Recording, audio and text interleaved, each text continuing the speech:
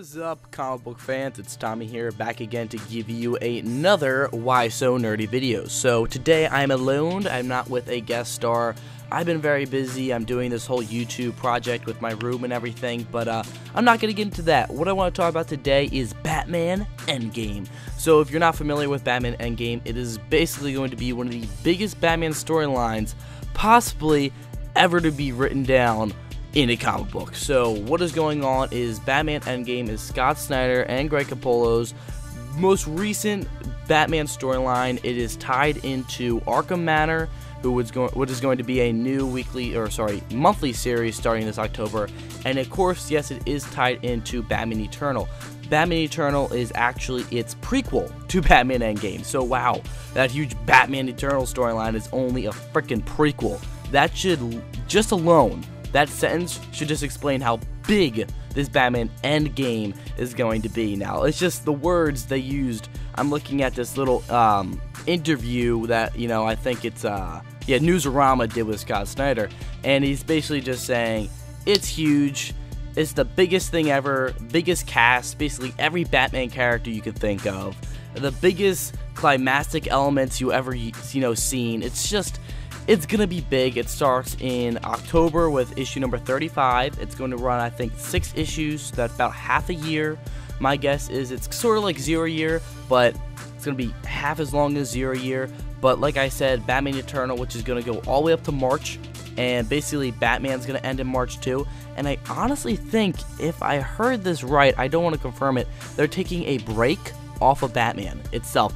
The Batman main story of Batman, like the one that basically the #1 comic sold for DC, is actually taking a break in March. So if that doesn't explain once again how big this is gonna be, then I don't know. I mean, like, why else would they have to stop the series? Are they gonna kill off Batman in what, their 3rd year of the New 52? I mean, something big is gonna happen. I really can't wait. And I'm not like just saying this because I'm a huge Batman nerd. It's just, this is Scott Snyder. He has gave us the Cordials, the 0 year, and then he gave us Death of the Family. Those 3 storylines so far I loved.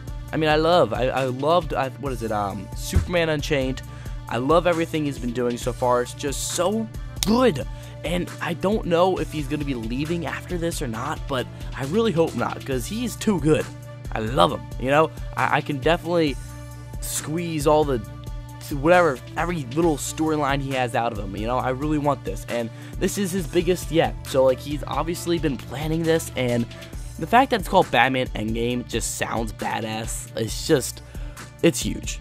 So to go into a little bit more detail on what is going to be going on with this whole Batman Endgame storyline, Batman Eternal, from issue 1 to its last issue in, I think, March, is all going to be happening before the events of Batman Endgame. So when Batman Endgame is releasing, we're gonna still be getting Batman Eternal. It's like the prequel is gonna be happening at the same time we're getting the main storyline. Now that's confusing, but I think they're gonna be working off that. It seems like they wouldn't be doing that on because Batman Eternal isn't gonna be ending in October. It's gonna be going on all the way till March. So basically, it's just, my guess is that whatever that happened before Batman Endgame, we're only going to find out in Batman Eternal, and that's obviously going to have a huge importance to what happens, at the end of, Batman number 43 is going to be the last Batman issue until it takes a small break. Now, it's not going to end completely. Now, like I said, it starts in issue number 35, but issue number 34 is basically the prequel to the whole thing. Now, God, I'm going to get really confusing here. When I say prequel, it's a prequel to Batman Endgame. It's still after the events of Batman Eternal, but it's just not in the main storyline. So my guess is it's basically, from the words of, Greg Capullo and Scott Snyder, it just catches everyone up. It catches readers up with the status quo that we're going to be seeing in the series and everything, and it's pretty big. So one more thing I want to talk about is the Arkham Manor. So Arkham Manor is one of 2 new Batman series we're going to be getting out in October. The other one is I think Gotham Academy. That's not probably going to have anything to do with the whole Batman Endgame though. Arkham Manor is a storyline that basically, it says it in the name, all the people who were in Arkham Asylum get moved to Wayne Manor. Now, why? I don't even freaking know. That sounds crazy, right? But if you didn't know, Bruce Wayne at the end of Zero Year had a big part to do with the creation of Arkham Asylum. Basically, he's the one that wanted Arkham Asylum. Now that's new. That originally was not in the continuity before the New 52. So that's something that Scott Snyder created. And basically, I guess something's going to happen with Arkham Asylum. It's going to break loose, and they're still going to have the villains. They're going to be like, wow, where do we put these people?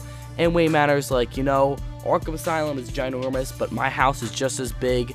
You guys take a few months, like 3 months, like during the events of Batman Eternal, create this dungeon right where my house is, and then put your villains there. But yeah, I mean, that's the only reason I could think of. It just doesn't really make sense. I mean, I'm going to pick up this series because it sounds badass. I mean, the Batcave is under, like, that's like having a Batcave right under Arkham Asylum. And, like, just like, or you're just hear, like, the Joker laugh, and Batman's like, oh, god damn it, on my fucking computer, you know? It's just, it's going to be pretty crazy. I mean, if all the villains are going to be in his own house, it's just, the storyline is almost too big. Now, that's my only worry. I feel like the storyline's gonna be so big that it's just gonna be like, wow, this is stupid, you know? But I'm gonna hope that they don't do something like that. Anyway, that's pretty much all I can say. I mean, we got Batman Endgame, Arkham Manor, and then, of course, we have Batman Eternal, all tying into this one ginormously massive storyline ending this March, or March 2015. So whatever the hell ends in March 2015, which is also the ending of Future's End and World's End. I mean, like, DC is doing one of the biggest storylines ever this March. Like, it's the ending of all their weekly titles and everything. So once we get more information, yes, you will be seeing it all up on my channel. I'm probably going to do another Why So Nerdy. I'm sorry this is a quick episode. Usually I wanted to make these episodes like 20 minutes and everything, but I didn't have anybody to do it with. I just really wanted to talk about this because I'm just so excited for it. But anyway, don't forget to comment, like, and subscribe down below. What are your thoughts on Batman Endgame, Batman Eternal, Arkham Manor, you know, all that stuff. Anyway, like I said, thanks for watching. You guys are the best, and I'll see you guys later. Peace out.